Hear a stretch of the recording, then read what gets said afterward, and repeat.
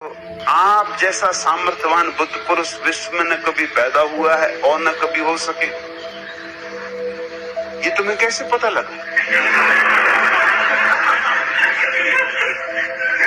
तुम्हारा मुझसे प्रेम है, ये और बात। प्रेम में इस तरह की बातें सूझती।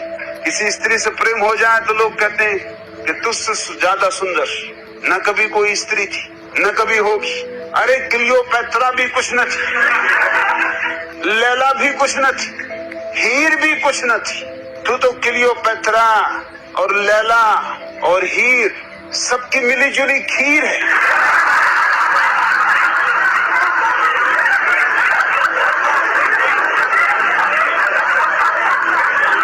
और तेरे जैसी स्त्री अब कभी पैदा नहीं होगी। ये पागलपन प्रेम में पकड़ता है।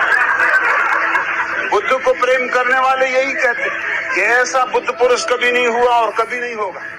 महावीर को मानने वाले भी यही कहते और मोहम्मद को मानने वाले भी यही कहते और जीसस को मानने वाले भी यही कहते। ये पागलपन है। जहाँ तक प्रेम की और कविता का सवाल है, क्षम्य है, मगर इस तरह की घोषणाएं नहीं करनी। इस तरह की घोषणाओं के कारण मनुष्य जाति की बहुत हानि हुई। जब भी कोई जागता है तो जागने का स्वाद एक जैसा है। वो चाहे 5000 साल पहले जागा हो, चाहे आज जागे, चाहे इस देह में जागा हो, चाहे किसी और देह में जागा हो, जागरण का स्वाद एक है, जागरण की अनुभूति एक है। तुम्हारा मुझसे प्रेम है, मेरे सन्यासियों का मुझसे प्रेम है, लेकिन मैं तुम्हें आगाह करता हूँ कि ये भूल बार बार हुई है, मेरे साथ नहीं होनी चाहिए। ये झगड़ा आगे खड़ा नहीं होना चाहिए। ये तुम्हारे प्रेम का प्रतीक है, मगर ये प्रेम के प्रतीक महंगे साबित हुए। इसलिए मेरे संबंध में तुम स्पष्ट समझ लो, मेरे जैसे लोग बहुत हुए और बहुत होंगे। असल में बहुत होने चाहिए, इतने होने चाहिए कि पृथ्वी इस तरह के लोगों से ही भर जाए। मैं तो चाहूंगा कि ऐसी घड़ी आनी चाहिए जब हमें बुद्ध पुरुषों को अलग से गिनती करने की जरूरत न रह जाए। ये बात बदलनी चाहिए। किसी बगीचे में हजारों पौधे हों और एक पौधे पे फूल खिल जाए, एक फूल, तो स्वभावतः नजर उस पर अटक जाएगी। हम सदियों तक याद रखेंगे, मगर ये कोई शोभा की बात नहीं है। हर पौधे पे फूल होने चाहिए, और एक ही क्यों, हजारों होने चाहिए। जहाँ जागरण है वहाँ जो बोलो वही अमृत है। इसलिए मेरे सन्यासी इसे सदा स्मरण रखें कि मैं कोई आखिरी पैगंबर नहीं हूँ, न ही कोई आखिरी तीर्थंकर, न ही कोई आखिरी अवतार, न ही कोई आखिरी बुद्ध हूँ। न आखिरी हूँ न प्रथम हूँ। पहले भी अपूर्व फूल खिले और आगे भी अपूर्व फूल खिलेगी।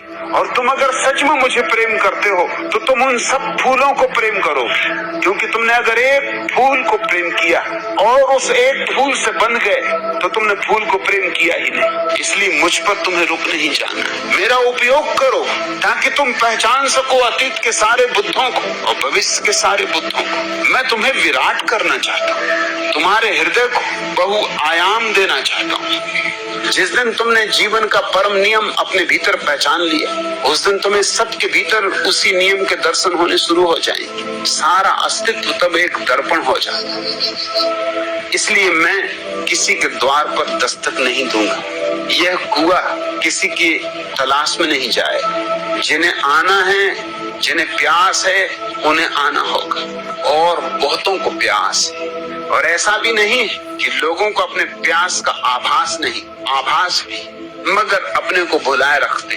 डरते हैं कि कहीं प्यास का पता चल गया तो फिर कुछ करना पड़ेगा, फिर किसी कुएं की तलाश करनी पड़ेगी। और कुएं की तलाश कुछ आसान मामला नहीं, और कुएं से पानी पीना कोई सस्ता सौदा नहीं, क्योंकि सत्य के कुएं से वही पानी पी सकता है जो अहंकार को उतार के रख दे। उतनी तैयारी न होने से लोग कल पर टालते जाते हैं कि खोजेंगे। अगर कुआं पास भी हो तो वो हजार बहाने खोज लेते हैं कुएं से बच के निकलने के। डर है, क्योंकि ये कुआं सत्य का कुआं, इसके नियम बड़े उल्टे हैं, उलट बांसियों जैसे। यहाँ वही उबरता है जो डूबता है, यहाँ वही पाता है जो मिटता है।